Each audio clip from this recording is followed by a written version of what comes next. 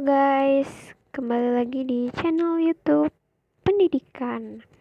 Jadi aku ada tugas nih guys dari anatomi fisiologi dan genetika tentang fungsi luhur.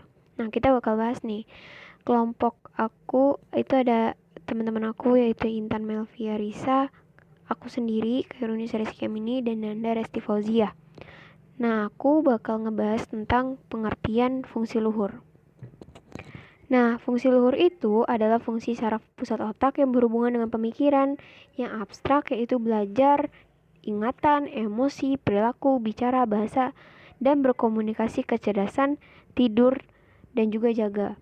Fungsi luhur ialah otak yang menyebabkan manusia berkomunikasi satu sama lain melalui bicara, menulis, dan gerak isyarat. Fungsi luhur ialah fungsi yang memungkinkan manusia dapat memenuhi kebutuhan jasmani, rohani sesuai dengan nilai moral yang berlaku. Yang dimaksud dengan fungsi luhur yaitu yang pertama itu ada fungsi bahasa, ada fungsi persepsif, ada fungsi memori, ada fungsi emosi, dan ada fungsi kognitif. Fungsi-fungsi ini nanti bakal kita jelasin lebih dalam nanti di yang pembagian fungsi luhur. Nah, fungsi luhur dipakai untuk menetapkan diagnosis dan rehabilitasi pasien dengan penyakit otak pada kerusakan otak. Manusia normal dapat melakukan gerakan dan tindakan tanpa diajarkan seperti duduk, jongkok, berdiri, dan juga dijumpai pada binatang. Fungsi-fungsi ini disebut fungsi dasar atau fungsi asor, fungsi motorik seperti bicara, menulis, dan membaca. Mengetik dan memainkan alat-alat musik atau alat lainnya termasuk fungsi luhur juga loh. Kalian tahu gak? Dengan kata lain, mengerti apa yang ditangkap panca indera, membuat simbol-simbol, membuat dan menjalankan alat-alat terjadi melalui proses belajar. Nah, fungsi-fungsi ini dimungkinkan oleh adanya perkembangan korteks cerebri yang lebih sempurna. Yang ke B itu ada pembagian fungsi luhur. Nah, yang kita bahas itu yang pertama-tama itu ada area asosiasi yang merupakan area-area besar pada korteks cerebri yang tidak termasuk dalam kategori area motorik dan sensorik primer maupun sekunder. Disebut dengan area asosiasi karena area-area ini menerima dan menganalisa sinyal secara simultan dari berbagai area baik motorik, sensorik korteks dan subkorteks. Tiap area asosiasi juga mempunyai spesialisasi tersendiri.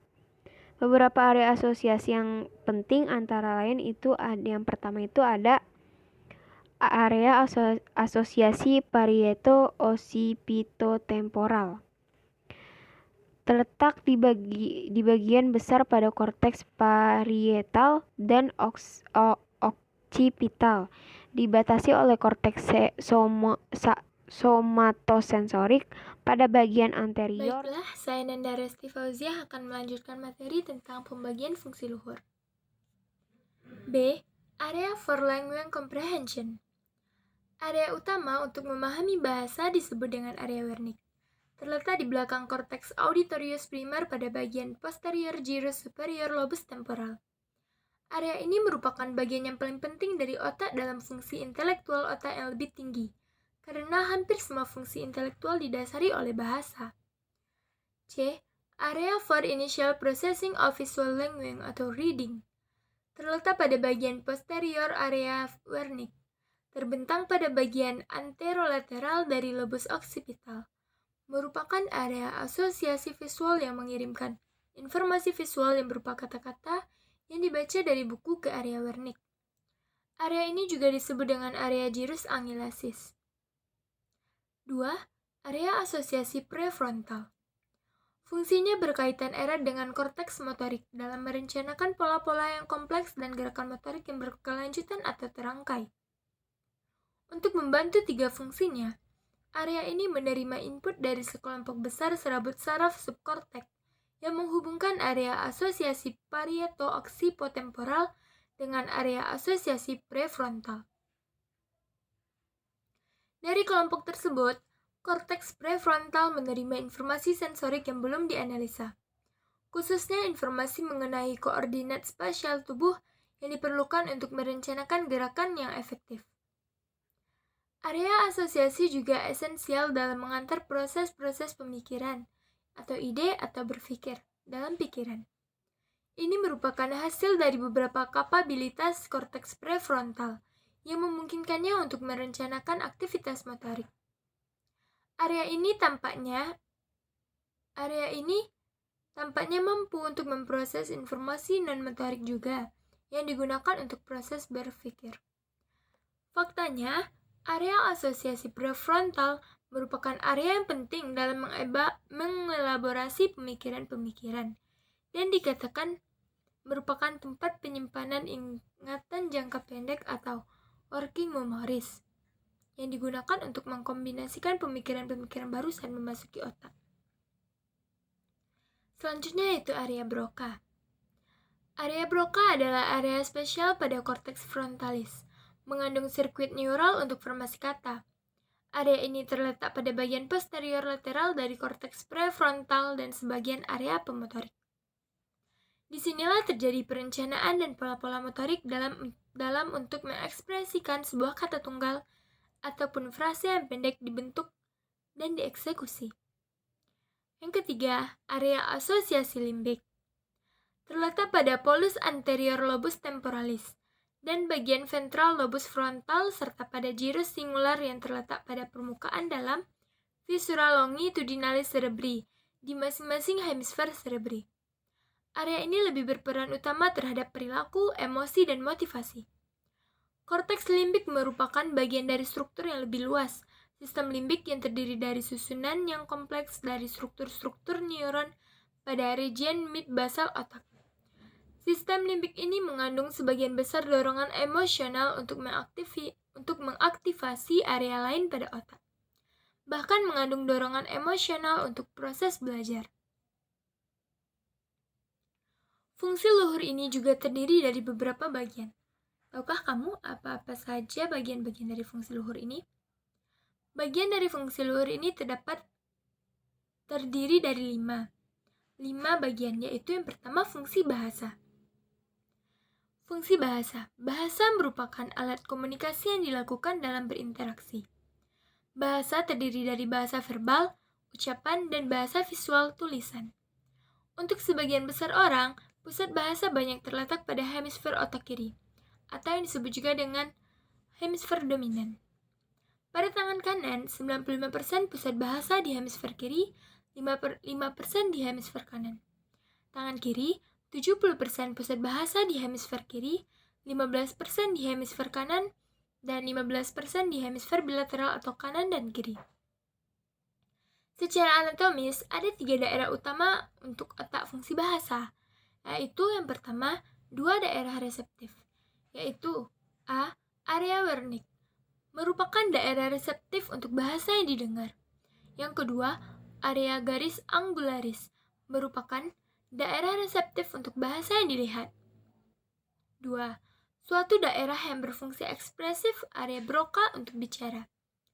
Hubungan antara area Wernicke dengan area Broca melalui serabut fasciculus arcuatus. Aspek efektif bahasa meliputi yaitu intonasi bicara dan emosi ekspresi. Pusat bahasa efektif bahasa terdapat pada hemisfer dominan. Kerusakan pada daerah temporal non-dominan yang homolog dengan area Wernicke akan terjadi gangguan dalam lagu kalimat. Bila ada kerusakan hemisfer dominan, tidak ada kesulitan dalam bahasa nonverbal seperti menggunakan isyarat muka dan tangan sewaktu bicara. Bila ada gangguan hemisfer non-dominan, masih dapat berbahasa dengan tata bahasa yang benar, tetapi tampak bahasa tanpa lagu kalimat, monoton tanpa adanya penekanan dan tidak mampu menggunakan isyarat muka dan tangan sewaktu bicara.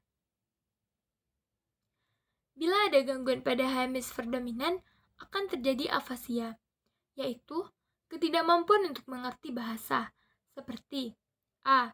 Ketidakmampuan untuk mengerti bahasa. 1. Tidak mengerti bahasa ucapan maupun bahasa tulisan. 2. Tidak dapat mengulang kata-kata, tidak dapat memberi nama benda. Yang ketiga, tidak dapat membaca dan menulis. B. Ketidakmampuan untuk mengeluarkan bahasa. 1. Berbicara menjadi tidak lancar. 2. Kesulitan mengeluarkan kata-kata, tidak dapat mengulang kata-kata yang didengar. 3. Tidak dapat memberi nama benda walaupun masih mengenal benda tersebut. C. Ketidakmampuan untuk mengeluarkan bahasa, seperti A. Berbicara tidak lancar. B. Kesulitan mengeluarkan kata-kata. C. Tidak dapat mengulang kata-kata yang didengar. D. Tidak dapat memberi nama benda walaupun masih mengenal benda tersebut. Pengenalan pusat asosiasi dijumpai dalam hipokampus lobus temporal sebagai memori. Apa saja yang terjadi pada rangkaian di atas untuk kognisi berikut? Yang pertama, resepsi atau penerimaan. Yang kedua, persepsi atau pengenalan. Dan yang ketiga, storage atau penyimpanan. Misalnya terjadi pada pengenalan bunga mawar. A. Indra penghidu. Bunga itu harum. Maksudnya kita bisa tahu bahwa bunga itu harum atau tidaknya dari indera penciuman kita atau dari indera penghidu kita. B. Indera penglihatan. Berwarna merah, putih berdaun, bunga yang banyak tersusun dalam lingkaran. Kita bisa melihat bagaimana struktur atau bentuk susunan dari bunga tersebut. C. Indera perabaan. Daun bunga terasa timbul dan halus. Maksudnya itu kita bisa merasakan bagaimana tekstur dari bunga tersebut, apakah halus atau tidaknya. Setelah dilakukan pengenalan di atas, maka setiap kali kita melihat bunga mawar, timbul asosiasi yang telah kita kenal secara serempak. Afasia sendiri adalah gangguan fungsi bahasa dan biasanya tanpa gangguan fungsi luhur lainnya seperti gangguan persepsi, memori, emosi, dan kognitif. Afasia dibagi dalam 2 golongan besar, yaitu afasia tak lancar dan afasia lancar. Berikut langkah-langkah penetapan afasia yaitu: A. Menentukan bahasa yang dikuasai pasien. B. Menentukan kecekatan tangan. C. Menetapkan afasia lancar atau afasia tidak lancar. D. Menetapkan jenis afasia. E. Menetapkan fungsi-fungsi luhur lainnya, seperti persepsi, memori, emosi, dan kognitif. F. Menetapkan dengan tes formal, seperti token test, Peabody vocabulary test, Boston diagnostic afasia test. 2. Fungsi memori.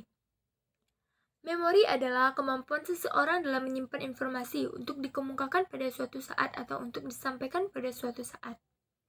Mekanisme dari memori ini terdiri dari 3 tahap, yaitu yang pertama resepsi. Tahukah kamu apa arti dari resepsi? Atau apa yang dimaksud dengan resepsi? Resepsi ini adalah informasi yang dicatat dan diterima oleh otak pusat, otak primer, seperti penglihatan atau perabaan. Pada resepsi ini, penyimpanan sangat singkat dan bersifat temporer. Yang kedua, retensi. Retensi dalam menyimpan informasi lebih lama dan lebih permanen. Hal ini terjadi karena terjadinya informasi dan kejadian yang berulang-ulang. C. Recall. Recall ini adalah proses untuk mengingat kembali informasi yang telah disimpan. Ada tiga bentuk memorial sebagai berikut. Yang pertama, immediate memory. Immediate memory adalah memori berlangsung sangat singkat dan hanya beberapa detik saja, misalnya mengulang kata-kata. Yang kedua adalah recent memory. Pada recent memory ini, memori disimpan dalam waktu yang beberapa menit, jam, atau hari. Mudah dilupakan dan kadang sulit untuk diingat kembali, misalnya dalam mengingat nama orang atau nomor telepon. Yang ketiga adalah remote memory, yaitu yang tidak berakar, sukar dilupakan, seperti nama sendiri, nama orang tua, dan sebagainya. Struktur anatomi dalam penyimpanan memori adalah: yang pertama, pusat otak primer dan asosiasi adalah korteks cerebri, berperan dalam penyimpanan remote memory. Yang kedua, subkorteks, yaitu A. Hipokampus, bagian dari lobus temporalis, B. Sistem limbik, yaitu berperan dalam penyimpanan recent memory. Selanjutnya, bagian dari fungsi luhur yaitu fungsi emosi. Fungsi emosi sendiri seperti rasa senang, marah, sedih, takut, dan lain-lain. Emosi penting untuk mempertahankan aktivitas yang penting untuk kehidupan individu seperti makan atau feeding. 2. Berkelahi atau fight. Yang ketiga, melarikan diri atau flight. Dan yang keempat, mempertahankan jenis, seperti perkawinan, merawat, dan mengurus anak. Anatomi yang terlibat pada emosi yaitu: yang pertama, hipokampus. Yang kedua, fosnik. Yang ketiga, korpus. Yang keempat, gilus singuli. Yang kelima, nukleus anterior. Saya Intan Meliavi akan melanjutkan tentang fungsi luhur. Ini terdiri dari beberapa bagian. Berikut bagian dari fungsi luhur adalah: nomor 4. Fungsi persepsi. Persepsi adalah proses mengetahui atau mengenali objek kejadian objektif dengan bantuan alat indera. Persepsi ini suatu proses yang didahului oleh proses penginderaan, yaitu proses diterimanya stimulus oleh individu melalui alat indera, atau juga proses persepsi. Proses persepsi ini tidak dapat lepas dari proses penginderaan. Pada proses persepsi ini, orang akan menjadi sadar dengan suatu yang ada pada lingkungannya melalui indera yang dimilikinya. Pada proses persepsi ini terdapat proses menerima, menyeleksi, mengordinasikan, dan mengartikan serta memberikan reaksi pada rangsangan panca indera. 5.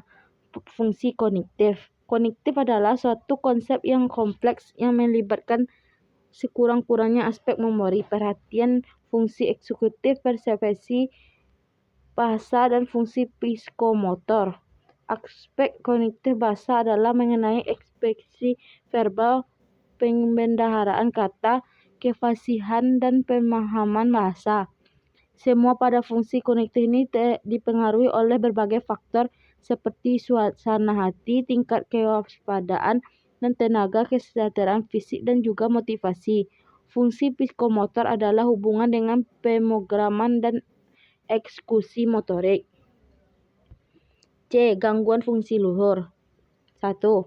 Akleksia, agrafia, dan akulkulia terjadi karena lesi pada gyrus ocularius kiri hemisfer dominan. Sindroma hemisfer dominan terdiri dari sindroma aphasia dan sindroma Gressman atau agnosia jari disorientasi kiri kanan.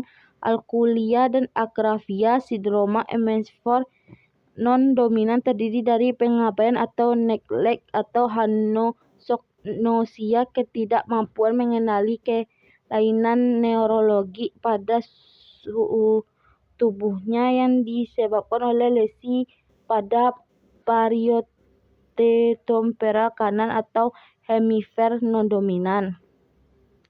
Afresia atau disfasia adalah kesulitan dalam memahami dan atau memproduksi bahasa yang disebabkan dua, yaitu afasia broca atau afasia motorik atau afasia ekspresif dan afasia Wernicke atau sensori atau reseptif.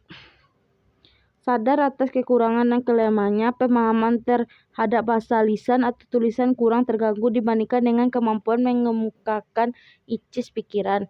Menulis yang tidak mungkin atau sangat terganggu, baik motorik melalui maupun isi tulisan.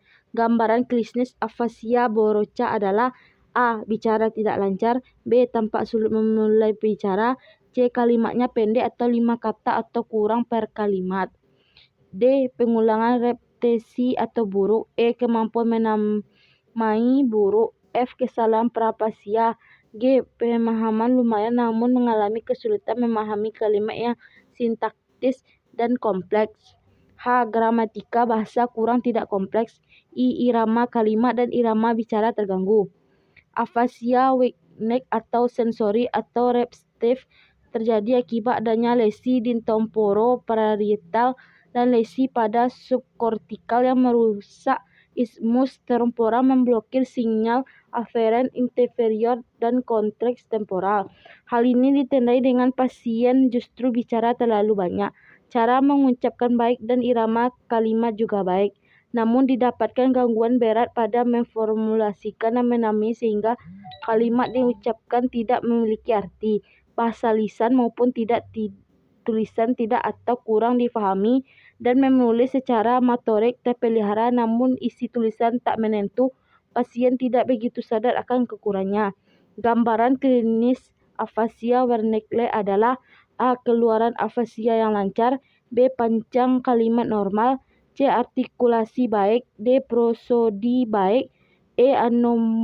Anomia dan tidak dapat menamai, F. Prafasia fonemik dan semantik, G. Komprehensi auditif dan membaca buruk, H. Repetisi terganggu, I. Menulis lancar tapi isinya kosong, J. Kadang dijumpai pasien dengan gangguan yang berat pada semua modalitas bahasa.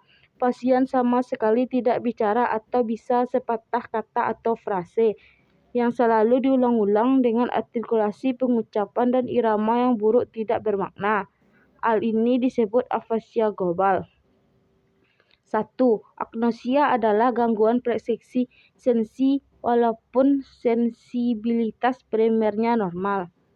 Agnosia dapat melibatkan semua jenis sensi, misalnya visual, rasa, raba, dan persepsi tubuh. Sebelum memeriksa adanya agnosia harus dipastikan bahwa sensibilitas baik. A. Agnosia visual ialah tidak mampu mengenal objek secara visual pada penglihatan adekuat. Keadaan ini mungkin disebabkan oleh kelainan yang melibatkan area asosiasi visual otak. Dalam hal ini, pasien dapat melihat objeknya namun tidak dapat mengenalinya atau menyebut namanya. Agnosia jari ialah keadaan pasien yang tidak mampu mengidentifikasikan jarinya atau jari orang lain.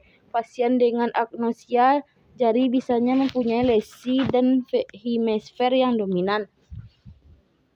Lesi di parietal occipital mungkin dapat menyebabkan agnosia jari.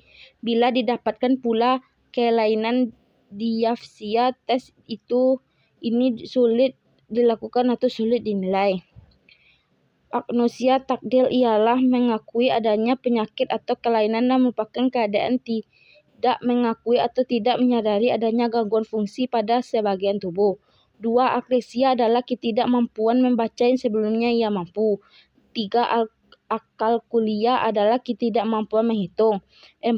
Apreksia adalah ketidakmampuan menjalankan perintah. 5. Akrafia adalah gangguan pada bahasa yang dinyatakan dalam penulisan, jadi bukan pada bentuk huruf dan tulisan yang buruk. Pada stroma lobus temporalis kiri dan kanan bagian medial terdiri dari gangguan. A.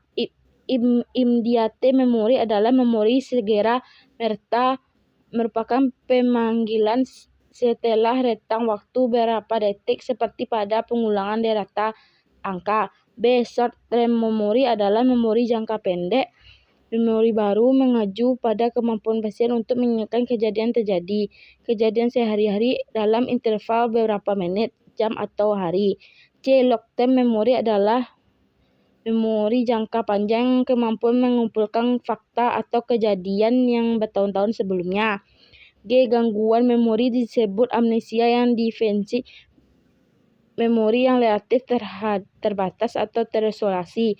Amnesia retrograde yang tidak kemampuan mempelajari materi setelah jejak otak, sedangkan amnesia retrograde berarti amnesia terhadap kejadian sebelum terjadinya jejak atau insul otak.